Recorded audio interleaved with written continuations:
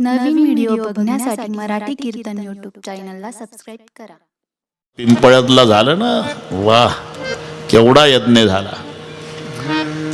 बस तसं मोठं यज्ञाचं आयोजन केलं. दक्ष राजानं सर्वांना निमंत्रण दिली, फक्त दोघाला डावललं, लेकीला आणि जावयाला. हे नीट आहे का बरं? निमंत्रण सगळ्याला दिली, पण महादेवरावला नाही आणि मुलीला सतीलाही निमंत्रण नाही.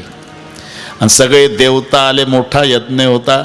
जेवण करून देवता निघाले की दक्ष राजे चौकशी जाऊ द्या विमान कैलास मार्गे. कैलास मार्गेच का उद्देश होता? कैलास मार्गे विमानं गेली म्हणजे जावयाला कळल हे सगळे लोक माझ्या सासऱ्याकडून गुलाबजाम खाऊन येतात, आम्हालाच निमंत्रण नाही. बस ही पद्धत पूर्वीपासूनची बिमारी आहे. हे अजूनही गावगाड्यामध्ये हे चांगलं माहिती असते. नारायणरावला माहिती असते शेजारच्या रावसाहेबाला भाऊसाहेबाचं निमंत्रण नाही, हे नारायणरावला पक्क माहिती असते गावात. पण जेवायला जाताना नारायणराव काही मुकाट्यानं जात नाही. चला रावसाहेब, कुठं? आंबेरस भाऊसाहेब. जाणं तूच. हा, 3 पिढ्या थोबाड पाहत नाही आम्ही, एकमेकाचं जखमेवर मीठ चोळतो का भीक लागली आम्हाला? जाणं कुलप लावून घरादारासहित जेवायला. बस हा प्रकार कैलास मार्गे विमानाने. आणि जेव्हा कैलास मार्गे विमानं निघाले, सतीनं विमानातल्यांना विचारायला सुरुवात केली, कुठनं येत आहे?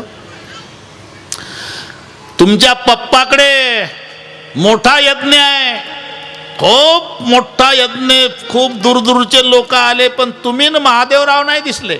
हे याच कामावर आहे ना. झालं. देव निघून गेले, पण सती आली महादेवाकडे. आता कार्यक्रम परस्पर कसा ढकलावा हे माता भगिनीपासून शिकारे बाबा यांचा कोण तास घेतोय कॉलेजला कोणास माहिती. बरोबर डोकं चालवणार तुमचे अनुभव आहे. सतीनं महादेवाला सांगितलं, का हां तुमच्या सासऱ्याकडे मोठा यज्ञ आहे म्हणतात, तुमच्या सासऱ्याकडे, हिच्या बापाकडे नाही का? खरं इमानदारीनं सांगा, काही सरळ बोलायला काही अडचण आहे का? पण ढकलायचं आहे ना कार्यक्रम. माझ्या पप्पाकडे नाही म्हटलं, तुमच्या सासऱ्याकडे. हे यांना चांगलं माहिती आहे कसं खुश करायचं. तुमच्या सासऱ्याकडे मोठा यज्ञ आहे म्हणतात. हे सगळे लोक तिथूनच जेवण करून येतात. मग तुला काय वाटतं? तुझा बाप कार्यव्यापामुळे निमंत्रण द्यायचं विसरला असं वाटतं का तुला? अरे हेतू पुरस्कार निमंत्रण नाही तुला ना मला. कारण आज सांगतो, कारण तुझ्या बापाचा अपमान करायचा उद्देश नव्हता माझा. अरे मी ध्यानस्थ बसलो ब्रह्मसभेत, तुझा बाप आला, उठलो ना, वाटेलसा बोलला, माकडाच्या डोळ्याच्या भिकारड्यान मुलगी देऊन पश्चाताप झाला तुला, मशानात राहतो. म्हणून हेतू पुरस्कार निमंत्रण नाही तुला ना मला. आणि निमंत्रणाशिवाय जाऊ नये, निमंत्रण असलं तरी जाऊ नये, निमंत्रणाची वाट पाहू नये. बरं का आप्पा, निमंत्रणाची वाट पाहू नये. आम्ही शिवरात्रीलाच निमंत्रण दिलं आहे तुम्हाला, या मला हार घाला, मग तो उगाच खराब होईल. हा ना, त्यांचंही लक्ष त्याच्यात, माझंही लक्ष त्याच्यात, त्यापेक्षा एकदा मिटून टाकायचं प्रकरण. हा ना, वर कुठून येतात हे तिकडे आहे जिना, तेरे बिन क्या जिना, ते आहेच. या तिकडं सावकाशा ते पायऱ्या. हा असं मग रोज यायचं ना, रोज ठरलं. पाहुणे येऊ द्या, पण इथं तुम्ही येत जा. पाहुणे 12 महिने येतात आपल्याकडे. धन्यवाद. ऐसी बात करियो कोई न बोले झूठ, ऐसी जगह बैठी है कोई न बोले उठ. तिथून कोणी उठवणार नाही तुम्हाला. आता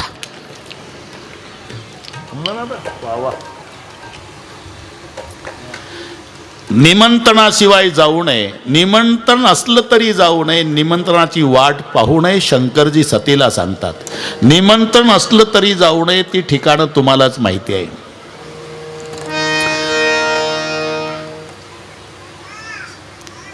निमंत्रणाशिवाय जाऊ नये लग्नाला.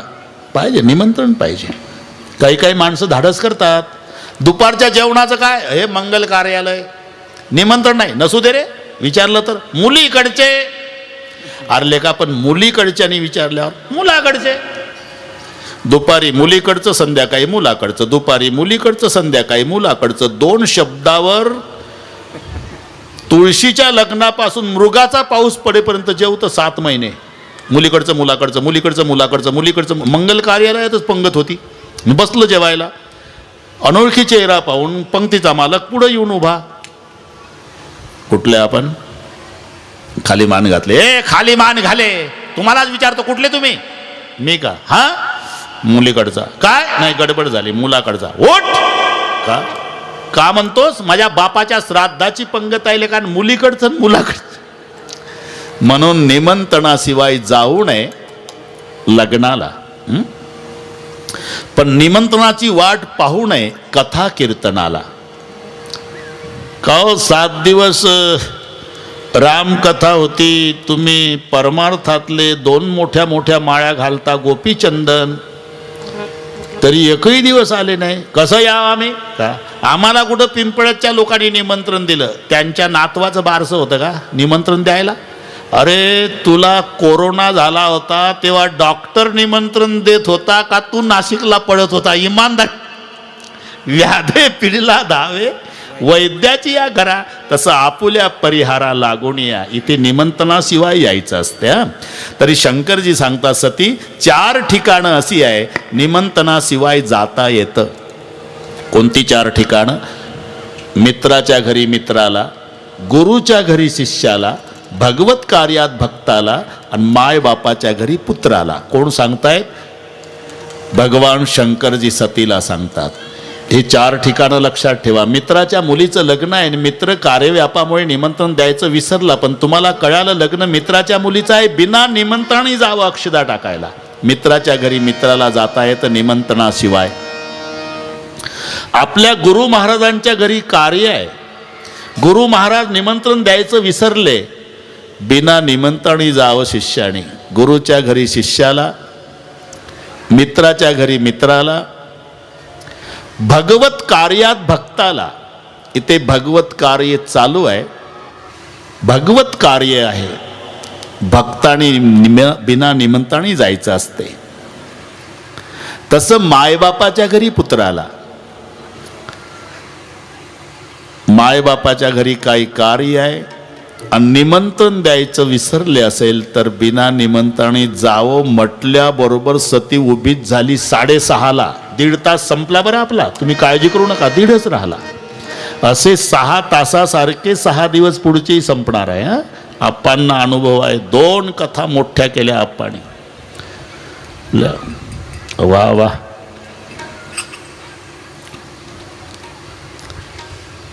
हे आनंदाचे वर्ष तासासारखे वाटतात आणि दुःखाचे तास वर्षासारखे वाटतात.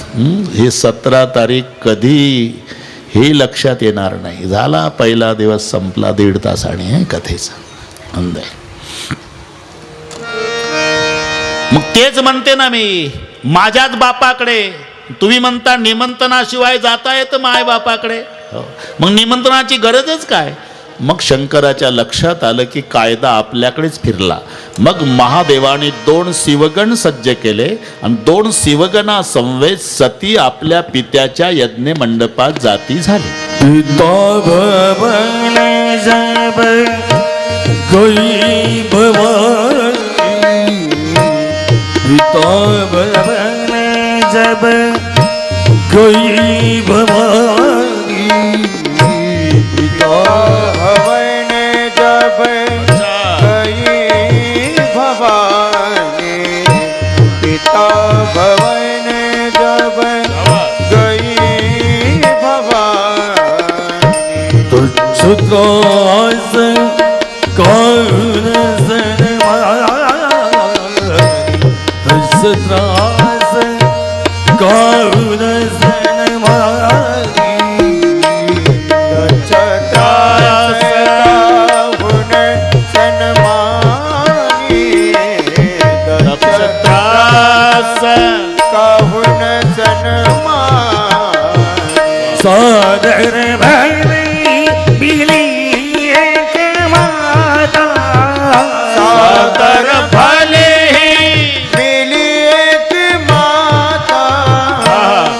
सादर भले मिली एक माता सागर भले मिली एक माता भगिनी मिली बहुत मुस्काता मिले बहुत मुस्काता भवन जब गई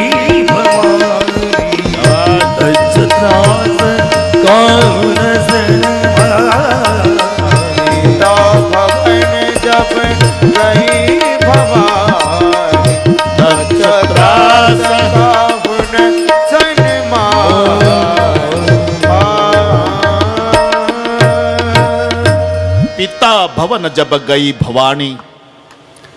दोन शिवगणा समवेत सती आपल्या पित्याच्या यज्ञ मंडपात गेली.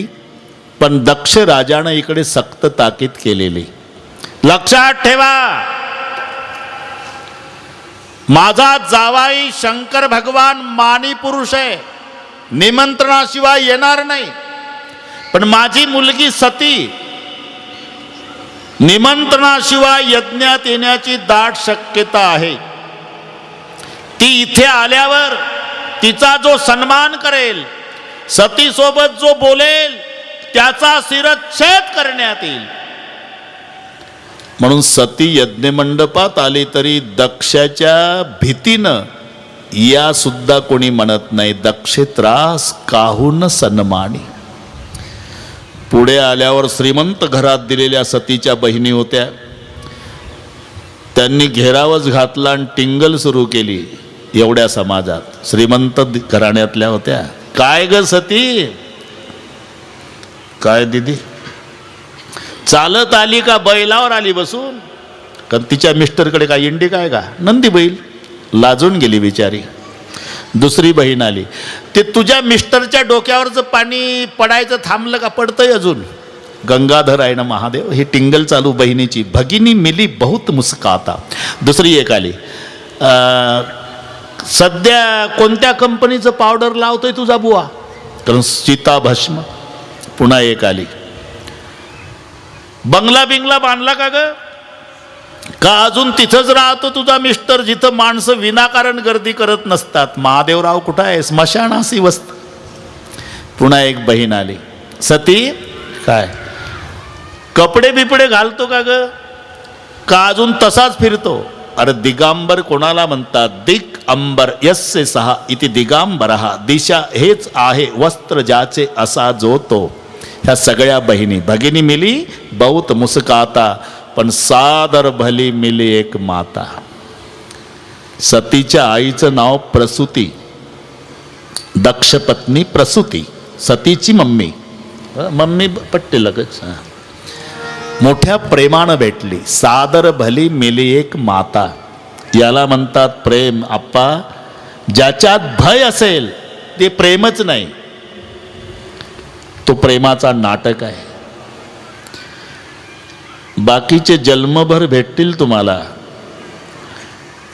ज्याला मायबाप असेल याच्यात ते भाग्यवान समजा. मायबाप गेले. त्या दिवशी आमचं नाशिकला कीर्तन होतं. आमच्यापेक्षा सुंदर बोलले आप्पा मायबापावर. पण ते अनुभवाचे बोल होते. अनुभवाचे. हे असं असतेच. जेव्हा सुखाचे दिवस येतात, सुखाचे,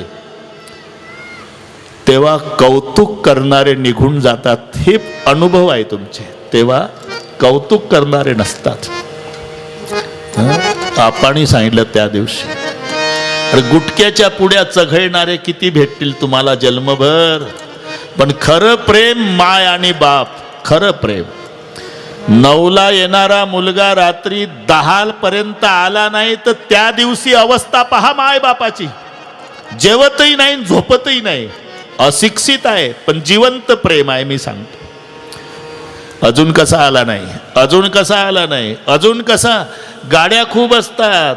9ला रोज येत होता. 10 वाजले तरी माय तर 4 पावलं पुढंच असते गेटपर्यंत. बापई. आणि 10ला मोटरसायकलचा आवाज ऐकला. मोटरसायकल गेटवर पाहिली.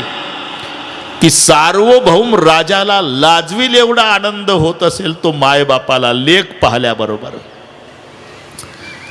बाळा, अरे जीव जाग्यावर नव्हता बाबा रे, केवढ्या गाड्या रस्त्यानं पळतात रे. अरे 9ला येत होता, आज 10 वाजले, तुझी माय जेवली नाही, मी जेवलो नाही. हे जिवंत प्रेम करणारे कोण असेल तर मायबाप आहे. निर्भय प्रेम. माय मेली का समजायचं प्रेमाचा समुद्र आटला. जगातलं प्रेम, प्रेम नये सांगता बोलता दाविता, अनुभव चित्ता चित्त जाणे. याच्यात सगळ्या माऊल्यांना विचारतोय मी, माहेरचा आनंद कुठपर्यंत आहे? माय जिवंत आहे तोपर्यंत. माय मेली, आनंदाचा समुद्र आटला समजा, बस संपला आनंद. बरं, ते वयमानावर नाही, वयमानावर नाही, श्रीमंतीवरही नाही. माय मेली का जिवंत याच्यावर आनंद आहे. तर ते मोलमजुरी करणारेच सासरही असते, मोलमजुरी करणारं माहेर असते. मजुरी केल्याशिवाय यांचंही भागत नाही, तिकडेही भागत नाही. 80 वर्षाची माय झोपड्यात कालपासून पाणी प्याली नाही, जेवली नाही, तब्येत बिघडलेली. सगळे घरातले चिंतातूर, आई काही खाणं ग? मुलाला सांगते, नाही बेटा काहीच खायचं नाही, माझी एकच इच्छा आहे, माझ्या लेकीला निरोप द्या, तिला बोलून घ्या, एकदा मला डोळे भरून पाहू द्या, मग डोळे लावून घ्यायचे आहे मला. माय याला म्हणतात. मग निरोप येतो. 2 दिवस झाले आई काही खात नाही, तुमच्यात जीव गुंतला म्हणे. निरोप आला, पण आता जावं आप्पा तर मजुरी पडते, संध्याकाळी चूल पेटत नाही, अशी परिस्थिती. मी माहेरचा आनंद सांगतो. मग ती कामाला गेली म्हणजे दुपारी झाडाखाली बांधावर बसून जेवतात त्या तिच्या गरीब महिला सगळ्या मैत्रिणी. मग हिनं जेवता जेवता विषय काढला, काल निरोप आला, 2 दिवस झाले म्हणे माय अन्नही खात नाही, पाणी पित नाही, फक्त म्हणती म्हणे की लेकीत जीव गुंतला, एकदा बघायचं मग मरायचं. काय करावं, धर्मसंकट आहे, जावं तर मजुरी पडती, मजुरी पडली तर चूल पेटत नाही, लेकरं उपवासी, न जावं तर पिकलं पान गळून पडणार आहे, पुन्हा भेट होत नाही. मग त्या भाकरी खाणाऱ्या महिला तिला सल्ला देतात, संपणार आहे का मजुरी? जन्मभर लागले दारिद्र्य, हात धुवून आपल्या माग मरेपर्यंत मजुरीच करायची आहे, पण मेली माय तर भेटल का डोकं फोडलं तरी? 1 दिवस परिवारासहित उपवासी राह, पण मायला भेटून ये. त्या भाकरी खाणाऱ्या महिला सल्ला देतात, तिलाही पटतं. आणि मग सकाळी ती तयारी करते. आप्पा काय तयारी म्हणजे तुटक्या नाड्याची पिशवी, रिकाम्या हातानं कसं जावं माईच्या भेटीला म्हणून 2 भाकरी बांधल्या, त्याच्यात चटणी. आणि सकाळी काळी पिवळी पकडली, टेम्पो पकडला, तिथून एक ट्रक पकडला, तिथून एक एसटी पकडली. सकाळपासूनची उपवासी आहे. दुपारी 2 वाजता तिच्या माहेरपासून 2 किलोमीटरवर स्टॉप, तिथं एसटी थांबली, घाई उतरली, डबल बेल झाली, एसटी निघून गेल्यावर लक्षात आलं चपला बाकड्याखाली विसरली. 2 किलोमीटर जायचं आहे, महिना वैशाखचा, डांबरी तापलेला, बिना चपलाची निघाली लेक मायच्या भेटीला. हे जिव्हाळ्याचं नातं सांगतो. तिच्या पायाला फोडं आले, फोडं फुटले, पाय रक्ताळले, ते रक्ताचे डाग डांबरी रोडला, पण तिचं लक्ष नाही, तिला फक्त माय दिसत होती. असं करीत 2:30 वाजता मायच्या झोपड्यापुढे आली, घामानं भिजलेली, हातात तुटक्या नाड्याची पिशवी, ज्याच्यात 2 भाकरी आणल्या मायसाठी. तो नातू खेळत होता. त्याचं लक्ष गेलं आणि ते पळतच गेलं घरात आजीजवळ. 80 वर्षाची माय आणि 60 वर्षाची मुलगी, माहेरचा आनंद सांगतो मी. आजी डोळे मिटून पडली होती, 2 दिवसात काही खाल्लं नव्हतं. त्यानं तोंडाजवळ आजी उघडले डोळे, असं केलं. आत्या आली आत्या. एवढ्या शब्दात मरायच्या मार्गी लागलेल्या माशावर पाणी वतलं म्हणजे अवस्था. तिची ताडकन उठली म्हातारी. कुठून बळ आलं, नुसतं लेक आली एवढं ऐकलं. हातात काठी घेतली, कुडाचा आधार. इथून दिसेल तुम्हाला गाठी गाठीचं लुगडं, केसाच्या झिंज्या उडतात, पांढरे झालेले केस, दोरीनं बांधलेला चष्मा, लटलट मान हालतीन, झोकांड्या खातच बाहेर आली. 2 दिवस उठली नव्हती. आणि अशी माझी लेक आली म्हणती का ग? आली आई. कुठं आहे? अंगणात उभी आहे. तिथंच थांब. तो एक माहेरचा विधी असतो. माय असेपर्यंतच असतो तो. घरात गेली, दुरडीतल्या भाकरीचा एक तुकडा, तांब्यात पाणी, पुन्हा लेकीजवळ उभी राहिली. एक तुकडा भाकरीचा उजव्या भागाला फेकला डोक्याहून, एक डाव्या भागाला फेकला आणि तोंडाहून हात फिरवून कडा कडा बोट मोडून म्हणाली, एवढ्या उन्हातानाची आली बेटा, सुखाची राय, तुझ्या जीव गुंतला होता माझा. हा आनंद तोपर्यंत आहे जोपर्यंत माय जिवंत आहे. मग माय मेल्यावरचे अनुभव येतात या माऊल्यांना. माय मरून 6 महिने झाले की बहिणीला वाटतं भावाच्या भेटीला जावं. 6 महिन्याने आली बहीण. योगायोग आप्पा वेळ सायंकाळची. भाऊ फिरायला गेलेला आणि वहिनी चित्रहार बघत होती आणि बहीण भावाच्या दरवाजात पिशवी घेऊन उभी. 5 मिनिट झाले, 10 मिनिट झाले, उभी आहे. 11व्या मिनिटाला बहीण एकटी रडू लागली भावाच्या दरवाजात. का? 6 महिन्यापूर्वी मरण पावलेल्या मायची आठवण आली. पांडुरंगा, माझ्या भावाच्या दरवाजात 10 मिनिटापासून भिकारींसारखी उभी आहे मी. आज माझी माय असती, कावरी बावरी होऊन आली असती, माझी पिशवी घेतली असती, तोंडावरून हात फिरवून डबडबल्या डोळ्यानं म्हणली असती, सुखाची राय बेटा. हा आनंद तोपर्यंत आहे जोपर्यंत माय. मी का सांगितलं हे? दक्ष राजानं ताकीद केलेली. जो सन्मान करेल सतीचा त्याचा शिरच्छेद करण्यात येईल. पण त्या कायद्याला घाबरली नाही ती माय. सादर भली मिली एक माता, प्रसूती कडकडून भेटली. सतीनं पुढे येऊन बघितलं, शंकराला पूजेचं स्थान नाही. सती ब्रह्मरुंदावर रागावली. ब्रह्मरुंदांनो, ज्या यज्ञामध्ये शंकराला स्थान नाही तो यज्ञ पूर्णत्वात जात नाही.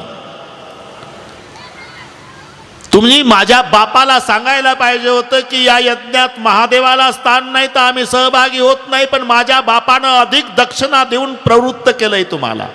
हे तुम्हाला प्रायचित्त भोगावं लागेल. सुनऊ सभासद सकल मुनिंदा, कही सुनी जिन शंकर निंदा, सो फल तुरत लभ सब काऊ, भली भाती पचिताओ पिताओ.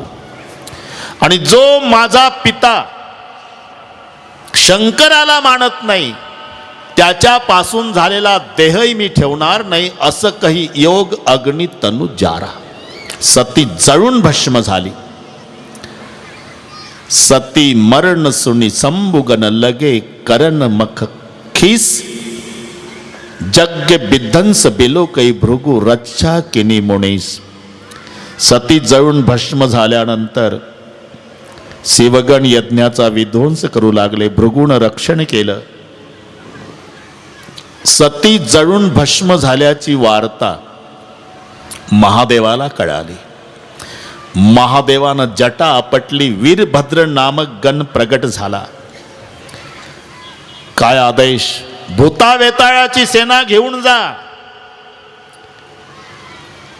यज्ञाचा विध्वंस करा. माझी सती जळून भस्म झालेली आहे. म्हणून वीरभद्र करी कोप पठाये, समाचार जब शंकर पाये, वीरभद्र करी कोप पठाये, जग विध्वंस जाहि तिन कीना, सकल सुरण विधिवत फल दीना। भाई जग विदित दच्च गति सोई, जसी कछु शंभु विमुख होई। यह इतिहास सकल जग जानी, ताते मैं संक्षेप बखानी। तो शिरच्छेद दक्षाचा, भृगूच्या मिशा उपटल्या, पुषा नावाच्या देवाचे दात पाडले, बाकीच्या देवाचे डोळे काढले। का? ऑफिस मधलं प्रकरण, ब्रह्मसभेत हे हसत होते ना जे देव, त्यांचे दात पाडले। ज्यांनी डोळ्याचे इशारे केले होते, बोला शंकररावला, त्यांचे डोळे काढले। भृगूनं मिशीवर पीळ दिला, दोन्ही मिशा उपटल्या। सकल सुरण विधिवत फल दीना। यज्ञाचा विध्वंस झाला, पण सतीची मरतानाची इच्छा होती की जन्मोजन्मी मला शंकरपती मिळावे। तुलसी जी कहते, वासना पुनर्जन्म का कारण होता है, जन्म घेने लागे वासनेच्या संगे। म्हणून ती सती पुढच्या जन्मी हिमालय आणि मैना यांच्या पोटी जन्माला आली। नाम पार्वती तनु पायी। पार्वती, पार्वती का? पर्वताची मुलगी म्हणून पार्वती। जनकाची जानकी, शबराची शबरी, तस पर्वताची पार्वती। नाम पार्वती तनु पायी। पार्वती ही श्रद्धा आहे आणि दिवसेंदिवस वाढत चाललेली आहे श्रद्धा। आणि एकदा श्रद्धा वाढली की संताला बोलवावं लागत नाही। संत तिथे येतात जिथे श्रद्धा असते। आव नहीं आदर नहीं, नहीं नयनों से नयन, तुलसी उस घर मत जाइए, कांचन बरसत में। ज्या घरी गेल्यानंतर तो घरमालक बाहेर येत नाही, कोण्या गावचे म्हणून चौकशी करत नाही, तुमच्याकडे पाहत नाही, नमस्कार नाही, अशाच्या घराच्या दरवाजाला जर तुमचा पाय लागला तर पाप लागलं म्हणून चंद्रभागेला जाऊन आंघोळा करा आणि मेला तरी या जन्मी पुन्हा त्याच्या दारात जाऊ नका। उस घर मत जाइए। जिथे श्रद्धा आहे, संताला बोलवायची गरज नाही। एक संत हिमालयाकडे आले, नारायणावरून कळलं संत तुम्हाला, नारद मुनी। नारदाचा सन्मान केला, बसायला दिलं, नारदाची पूजा केली, पुष्पहार गळ्यामध्ये घातला। नारदाच्या पुढे पार्वतीला बसवलं हिमालयाने। माझी कन्या बरं का महाराज, ही पार्वती नाव आहे, हिचं भविष्य सांगा। नारदाने भविष्य सांगायला सुरुवात केली। कह मुनि बिहसी गुड मुडबाणी, सुता तुम्हारी सकल गुण कहाणी।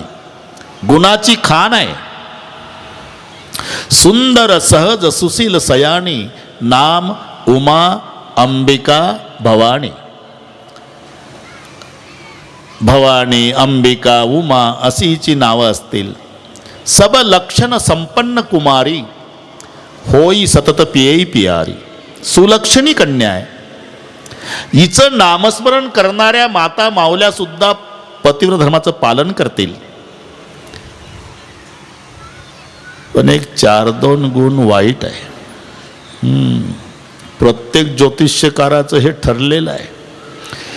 तुमचा हातात हात घेतला की सुरुवात करते, महाराष्ट्र फिरतो पाटील, असा हात नाही बघितला, हे वाक्य प्रत्येकाला दिवसभर। पाटीलही खुश, पाटलाला वाटतं माझा हात स्पेशलच केला ब्रह्मदेवाने। काय रे विशेष हातात? हातात तुमच्यासारखे उदार तालुक्यात नाही आणि याच्यासारखं कंजूस जिल्ह्यात नसतं ज्योतिष। तुम्ही कोणाच्याही कामात धावून जाता, तुमच्या कामात कोणी येत नाही, हे कधीच कुठं जात नाही. तुम्हाला खोटं अजिबात जमत नाही पाटील, हे कधीच खरं बोलत नाही. पाटील खुश. मागच्या 6 महिन्यात एक विघ्न येऊन गेलं, पुढच्या 6 महिन्यात एक विघ्न येणार आहे, त्याकरता शांती करावी लागणार आहे. 1100 रुपये खर्च आहे. हे शेवटी मी का सांगितलं, हा नारद सुलक्षणी कन्या आहे, उमा अंबिका भवानी नाव आहे. हिचं नामस्मरण करणाऱ्या मावल्या सुद्धा पतिधर्माचं पालन करणार आहे. पण एक 4-2 गुण वाईट आहे. वाईट सांगा ना. हिला जो पती मिळणार आहे, अहो ते तर महत्वाचं आहे हो, ते तर सांगा. हिला जो पती मिळणार आहे हिमालया, त्याचं काळीवर शेत नाही, पांढरीवर घर नाही, त्याला माय नाही, त्याला बाप नाही, त्याला बहीण नाही, त्याला भाऊ नाही, त्याला शत्रू नाही, त्याला मित्र नाही, त्याच्या अंगावर कपडा नाही. सांगा, हे जावयाचं वर्णन बरं वाटेल का पप्पाला? थोडीशी दक्षिणा वाढून घ्या महाराज, जरा चांगलंच. ये कोई जब की बातें नहीं हिमालय. जोगी जटिल अकाम मन नग्न अमंगल वेश, अस स्वामी यही कह मिलई परहस्त असिरेश.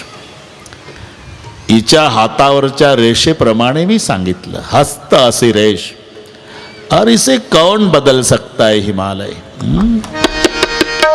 तू ही नाम कारण सबे काज तारण धरो, उसका दारण निवारण करेगा. न था दातवा को दिया दूध माँ को खबर है, खुदा को सबर हो भरेगा. तेरा ढूंढ सीना मिटा दिल का कीना, जी में पेट दीना आपे भरेगा. मुरादम कहे जो मुकद्दर की अंदर, जिन्हें टाक मारा नटारा करेगा. जिन्हें टाक मारा नटारा टरेगा. नाम तारण उसका दारण धरो, उसका दारण निवारण करेगा. नथा दातवा को दिया दूध माँ को खबर है, खुदा को सबर हो मरेगा. तेरा ढूंढ सीना मिटा दिल का कीना, जिन्हें पेट दीना वो आपे भरेगा. मुरादम कहे जो मुकद्दर की अंदर, जिन्हें टाक मारा न टारा टरेगा. माऊलीच्या भाषेत लल्लाटीचे लिहिले न मोडेगा काही केले. कौन बदल सकता? कहा मुनी सुन बिना हनुमंतो विदुर का दिलार.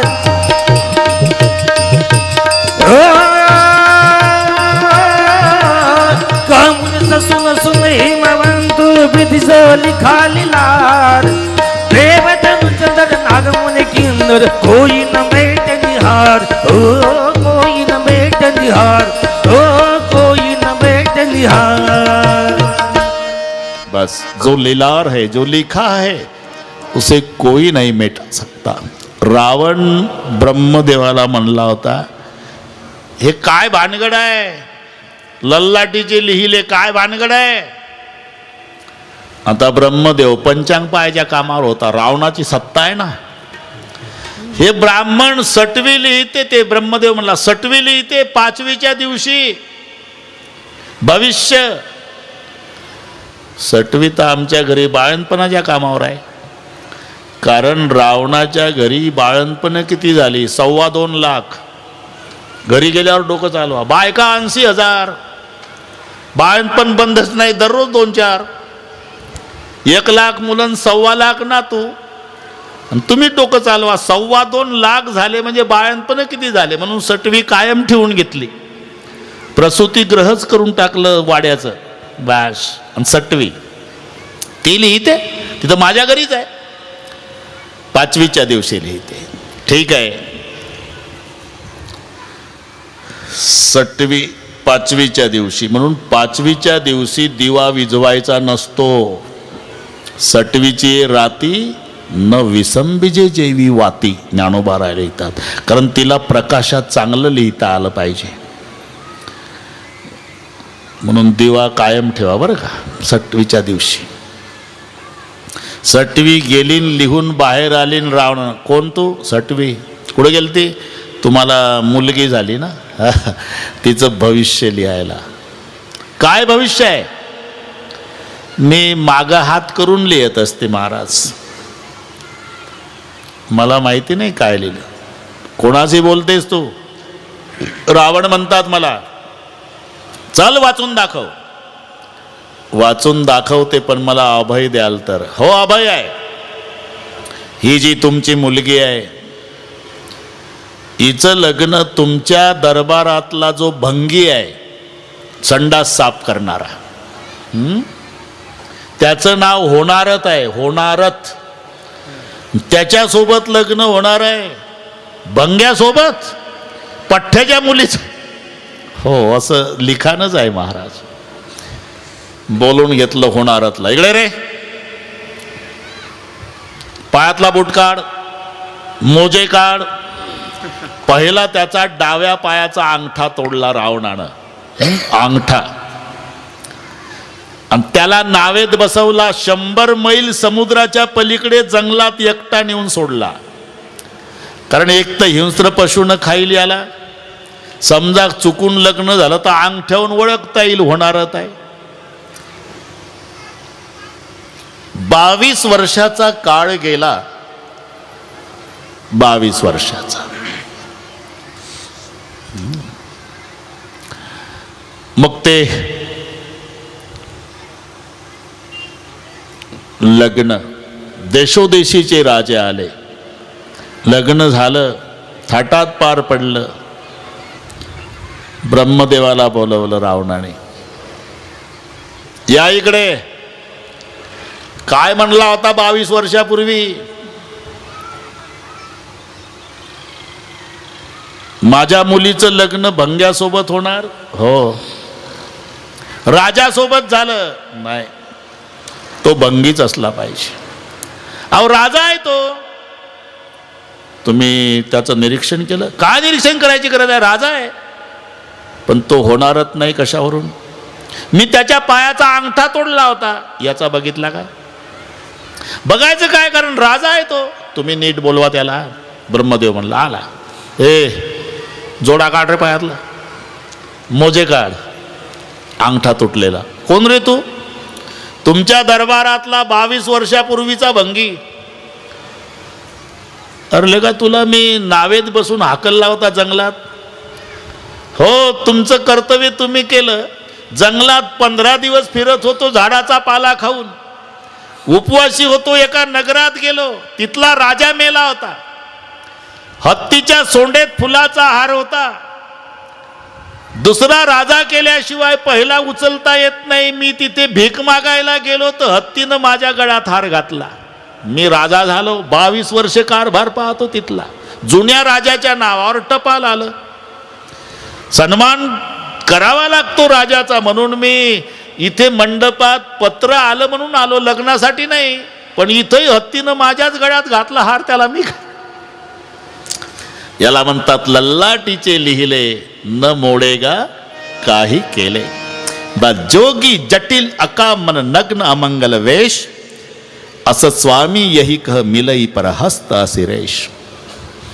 हिला तपाला जावं लागेल बरं का. हिमालया तपाला चालेल.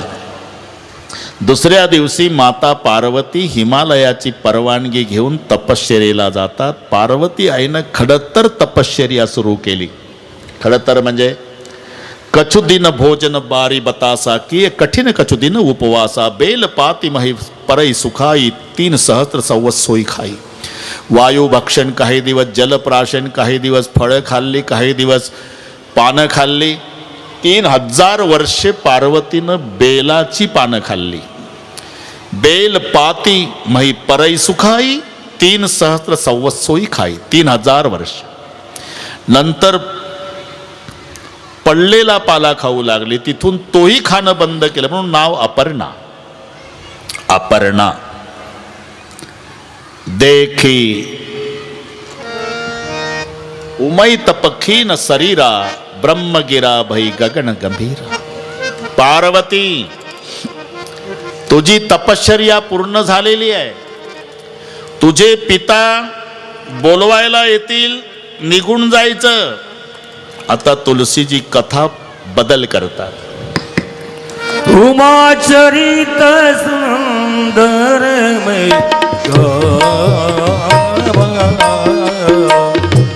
सुनहु संभकर चरित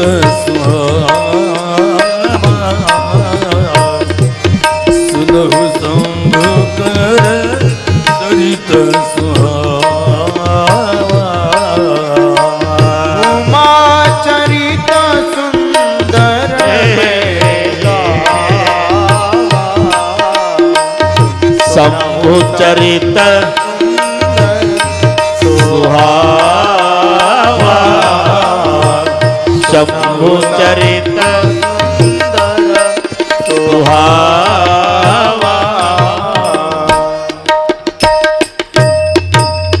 बस आतापर्यंत भारद्वाजजी मी तुम्हाला पार्वतीचं चरित्र सांगितलं, आता शंकराचं ऐका. सती जळून भस्म झाल्यापासून शंकरजी बैरागी झाले, लक्ष लागत नाही. हे पहा, पती आणि पत्नी जीवनरूपी रथाचे दोन चाक आहे. शेवटपर्यंत ही चाक, हे माझ्यापेक्षा तुम्हाला चांगलं माहिती आहे अप्पा, एक चाक जर गाड्याचं मोडलं तर गाड्याची काय अवस्था? तो गाडा एका चाकाचा वाड्यापुढे उभा असतो, सगळ्या फुपाटा बसलेला असतो आणि अख्ख्या गावातली भटकी कुत्री त्या गाड्यावर येऊन बसतात संध्याकाळी. एक चाक गेलं गाड्याचं तर ही दुर्दशा होते. म्हणून पती पत्नी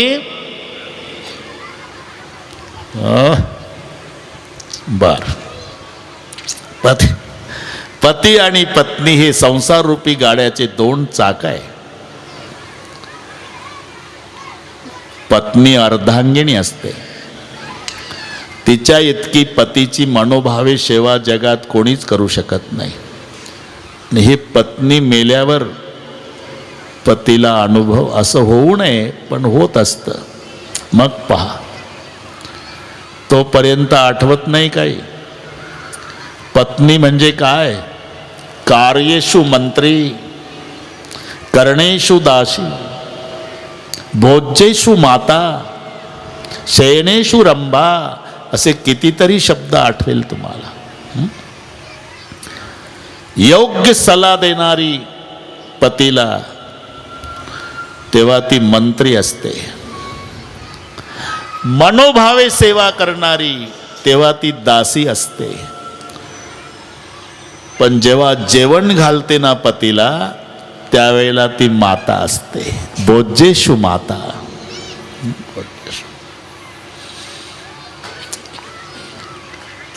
पती आजारी पडला, पत्नी मरण पावलेली आहे, सगळ्या परिवाराचं किती प्रेम आहे, पण त्यांच्या सेवेला मर्यादा आहे. तुमची स्वतःची मुलगी जरी असेल आणि तुमची कंबर दुखती, ताई झेंडू बाम लावून दे म्हटल्यावर मुलगी लाजल, बापालाही बरं वाटत नाही. ती सेवा सुनही करू शकत नाही, बहीणही नाही. पण पत्नी आतून कडी लावल आणि मनसोक्त पतीची सेवा करल, ती अर्धांगिनी. ही पत्नी गेल्यावर लक्षात येतं. आज शंकरजी बैरागी झाले, एकटेच बसायचे. कुठे कुठे रामाचं चिंतन करायचे, डोळे मिटून ध्यान करायचे. एक दिवस रामभद्र आले, शिवजी आपको विवाह करना है, एक बार देख लिया है संसार, अब दोबारा नहीं देखने का.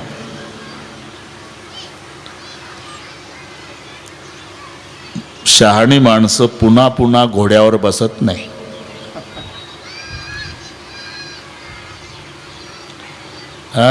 बँड वाजतो का नाही लग्नात? बँड म्हणजे काय? धोक्याचा इशारा आहे. तुम्ही असं समजू नका, खूप खुश होऊ नका. बँड ते दोनच लाईनी सांगतो आप्पा. रहीमन विवाह व्याधि है, रहीमन विवाह व्याधि है, बच सके तो बच जाए, पग में बेड़ी डाल रहे ढोल बजाए बजाए. पुढं बँड वाजतो का नाही? ते म्हणतोय थांब, थोड्या वेळानं लटकवतो तुला कायमचा. पग में बेडी, तोपर्यंत मोकळा असतो जोपर्यंत सुपारी फुटत नाही. आप्पा एकदा सुपारी फुटली का लटकलं. मग कथेला सुद्धा येत नाही. का हो आला नाही काल? निघलो होतो महाराज, गाडीला किक मारली, गाडीवर बसलो, पत्नी बाहेर आली आणि हँडल धरून म्हणली नक्का न जाऊ. थांबलं. याला म्हणतात पगमे बेडी डाल रे. या दोन ओळी लक्षात घ्या. रहीमन रहीमन विवाह व्याधि है, बच सके तो बच जाए. अरे पग में बेड़ी डाल रहे, ढोल बजाए बजाए. शहाणी माणसं. एक बार देख लिया संसार, हे महादेवाचं सांगतो. एक बार देख लिया है बाबा, दोबारा नहीं देखने का. मेरी आज्ञा है तो मैं सर पे रखता हूं. सर पे मत रखो, सर पे गंगा बहती, आज्ञा बह के चली जाएगी. तो हृदय में ठीक है, विवाह करूंगा. मग सप्तर्षींना पार्वतीची परीक्षा घ्यायला पाठवलं महादेवाने. सप्तर्षी आले. इथे कशाला बसल्या? तपाला. उद्देश शंकरपती मिळावे. त्यापेक्षा विष्णूला पती करा. देखो सप्तर्षि जी, तप करूंगी मरूंगी जन्म लूंगी, तप करूंगी मरूंगी जन्म लूंगी, तप करूंगी मरूंगी जन्म लूंगी, लेकिन पति शंकर जी को ही करूंगी. खुश झाले सप्तर्षि. शाबाश देवी शाबाश, तुम्हारे पिता बुलाने आएंगे तो हट छोड़ के चले जाना. दुसऱ्या दिवशी हिमालय येतात, पार्वतीला घेऊन जातात. आता सप्तर्षि महादेवजीला येऊन सांगतायत, शिवजी वो तो कहती है तप करूंगी मरूंगी जन्म लूंगी, तप करूंगी मरूंगी जन्म लूंगी, कितनी बार तप करूंगी मरूंगी जन्म लूंगी, लेकिन पति शंकर जी को ही करूंगी. हे ऐकता ऐकता शंकराला समाधी लागली. सप्तर्षी निघून गेले. महादेवजी समाधीस्थ आहे. त्या समाधी काळामध्ये एक घटना घडली. तारकासूर नावाचा दैत्य मातला. त्यांनी सर्व देवतांना त्रस्त केलं आणि सर्व देवता भगवान विष्णूकडे येतात. वाचवा महाराज. विष्णू भगवान म्हणाले, तारकासुराचं मरण शंकराच्या पुत्रापासून आहे. सध्या शंकरजी समाधीस्थ आहे. आधी त्यांची समाधी भंग करावी लागणार, मग त्यांना लग्नासाठी प्रवृत्त करावं लागणार, मग शंकराचं लग्न होणार, मग त्यांना मुलगा होणार, तो मुलगा जवान होणार आणि त्याच्या हातून तारकासूर मरणार. बापरे, एवढं लांब लचक प्रकरण केव्हा घडणार? 8च्या आत घडणार. त्याची अजिबात काळजी नसावी. शेवटच्या दिवसपर्यंत मिनिट मोजून घ्या तुम्ही अजिबात. मग आता महादेवाची समाधी भंग करणे. महादेव समाधीस्थ आहे. जेव्हा कामदेवाला पाचारण केलं आणि जिथे समाधीस्थ महादेवजी, त्या अरण्यात कामदेवानं पाऊल ठेवल्याबरोबर